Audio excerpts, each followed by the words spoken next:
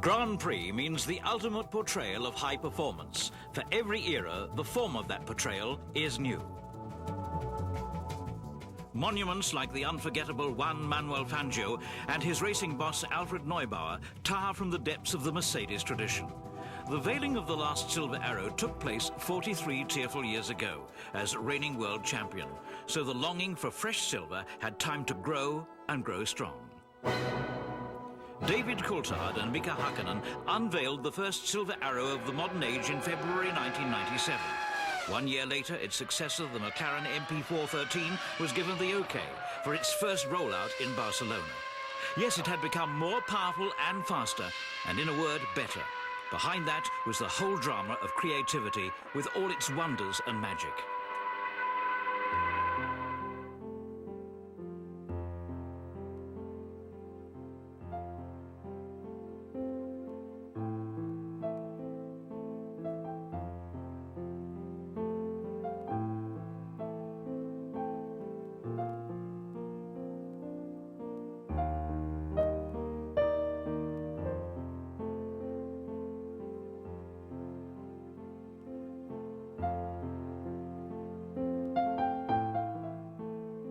A competitive society which can imagine what thousandths of a second mean and wishes to be measured in those terms can only function through global partnership. Bridgestone has researched and developed the most complex tyre technology since the invention of the wheel. At McLaren, Adrian Newey and his team constructed the new car, and Mario Ilian had thought out the new Mercedes V10.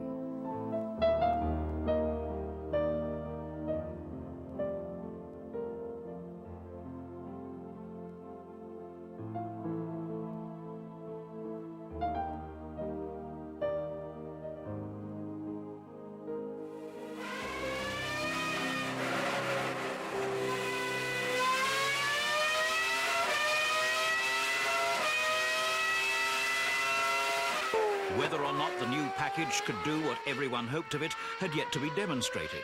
Tests and first training runs are about harmonizing the various parts of this work of art.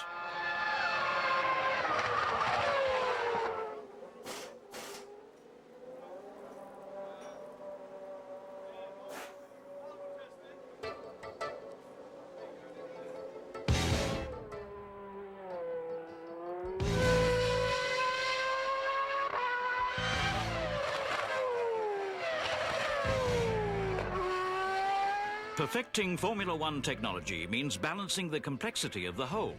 Predictable and unpredictable variables mingle until they become indistinguishable. On the next track, in different weather or on another surface, everything looks quite different.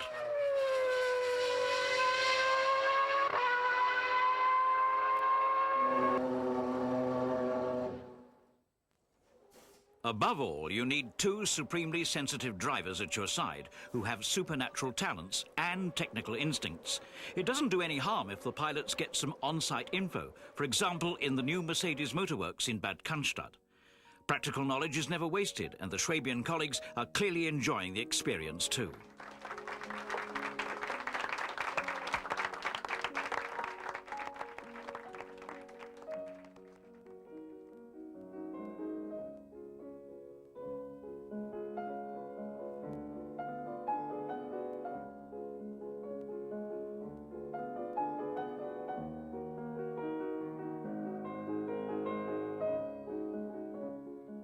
Racing mechanics are the backstage artists in Formula One.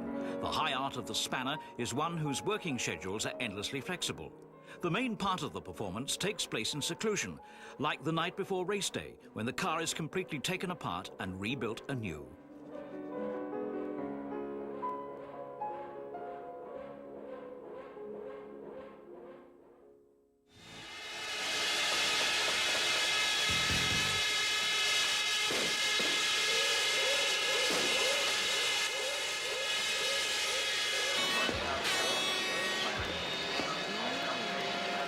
Pit stops can decide a race. The spotlight shines on the mechanics 16 Sundays a year, where their experience is accelerated by their adrenaline. Race day brings out the contrast between a resting pulse and a fast heartbeat, as nothing else can.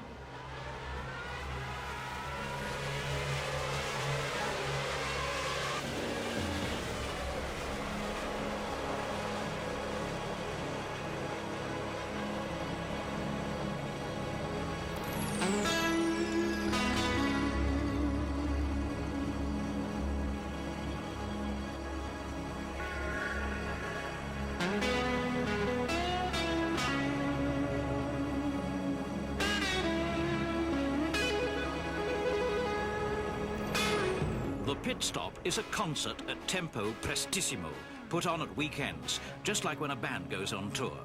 A group can improvise, but here every movement must be in the right place at the right time. It's a cannonball number with 36 hands, but not one movement is hurried. They almost seem to act in slow motion, until 6 to 8 seconds later, it's all over.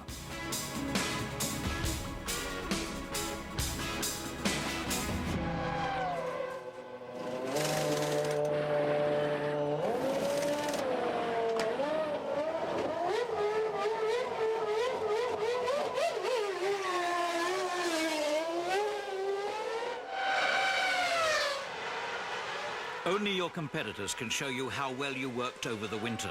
First comparisons were almost too flattering. David Coulthard and Mika Hakkinen won 4 of the first 5 races at the start of the season. Australia, Brazil, Imola, and the most prestigious Grand Prix of all, Monaco.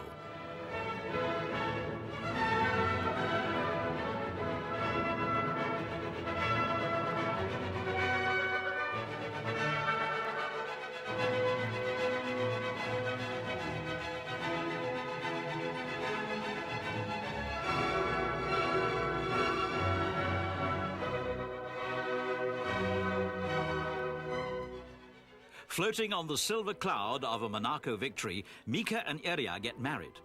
A race-free weekend becomes the Grand Prix of Helsinki. But instead of a honeymoon with Erja, Mika is off to a less than comfortable ride to the limit with his colleague David.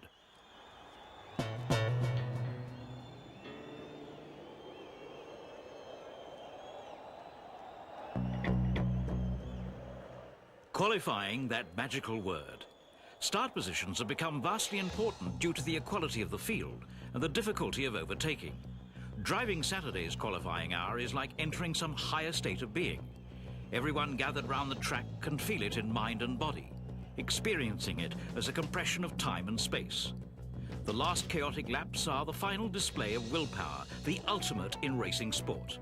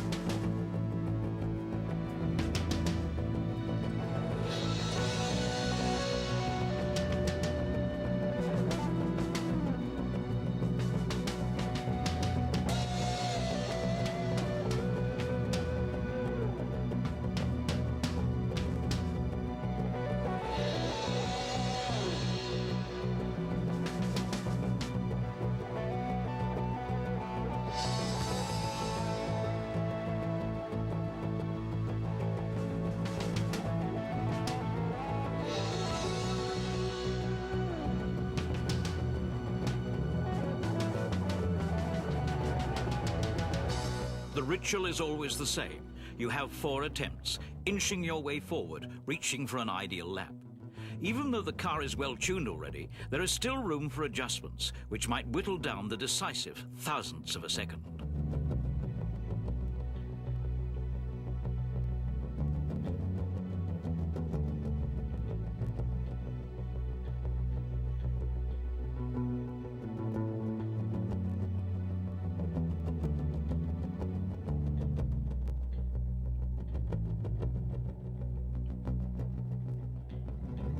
The balancing act is most tricky in Monaco because of the delicate work between curbs and hotels, between crash barriers and casino. We try to follow Mika Hakkinen as fast as we can.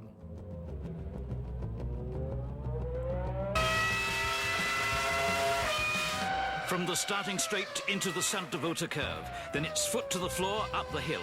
What looks like a straight isn't one at 260 kph.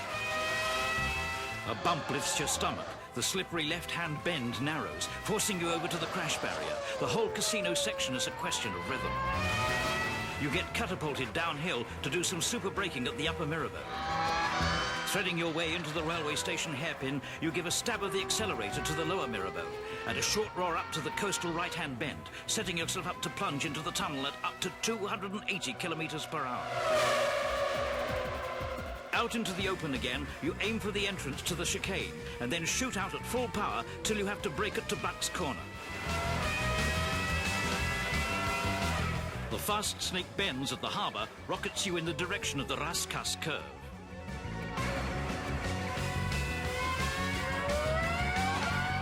Then it's twice to the right and full power towards the start and finishing line. 1:19.798 comes over the radio, the priceless pole position in Monaco.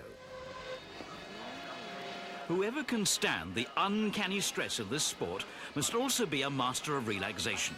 From time to time, you have to be up to the partying too.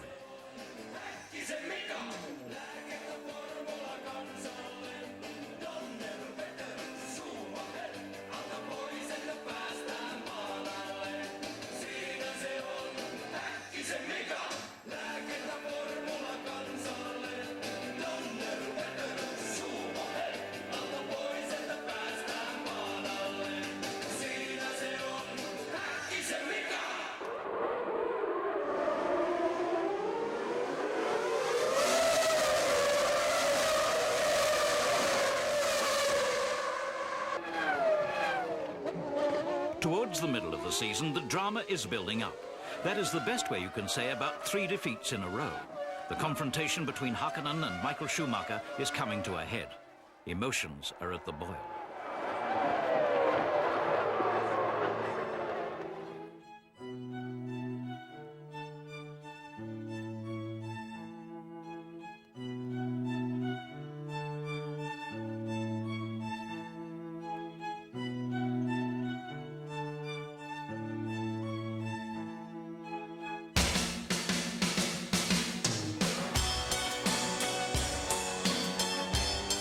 On the A1 ring in Austria, Mika comes through with a strong showing.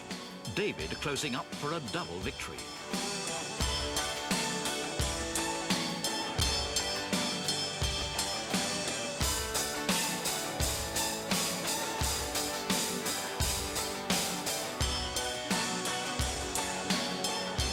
Grand Prix is on the move again. The trail of the high-tech nomads circles the globe and crisscrosses Europe. The change from the mechanical to the electronic age can be read in the styling of race transport over the decades. Tremendous logistics are needed to move today's requisite high-tech gear. Bus and lorry drivers have to really like travelling. Moving and resettling for the next race happen in the speeded-up tempo of Formula One itself.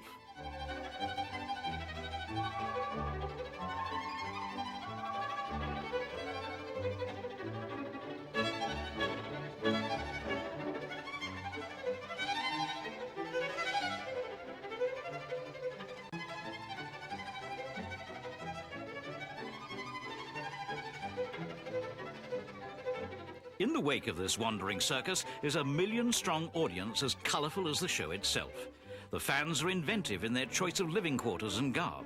They lend this technical sport colour and atmosphere and are part of the whole artwork of performers, spectators, scenery and the excitement of a race afternoon.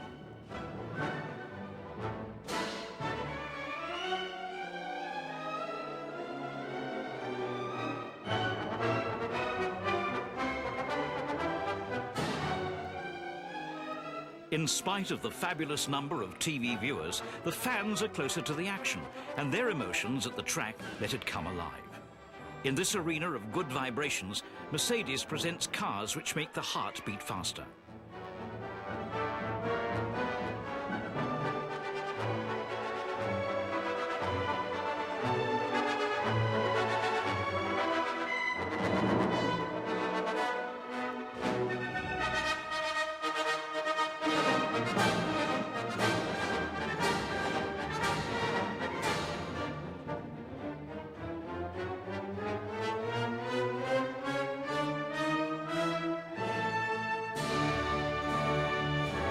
Highlights on days like these are the historic Silver Arrows or the unique McLaren two-seater, providing adrenaline for the passengers.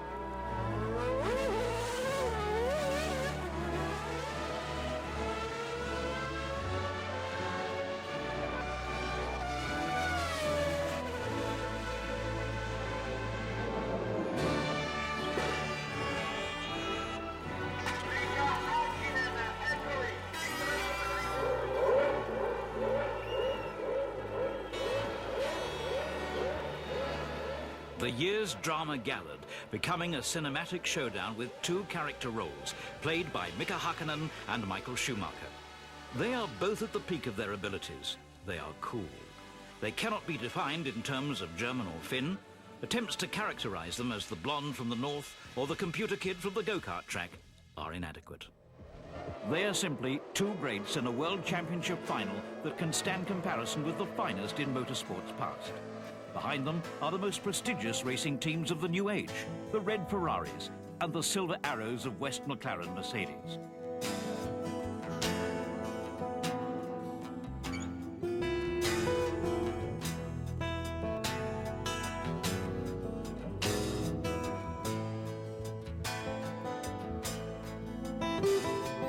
It is the opponent's sheer class which has raced the final at Suzuka to the dimension that makes a win not just valuable, but noble.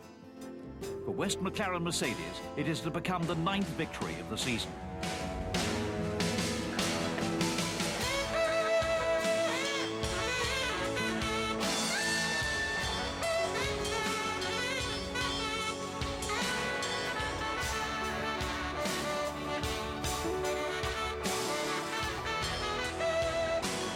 At the front is standard bearer Mika Hakkinen, shedding radiance on the team effort. Mika, West McLaren and Mercedes, the world champions.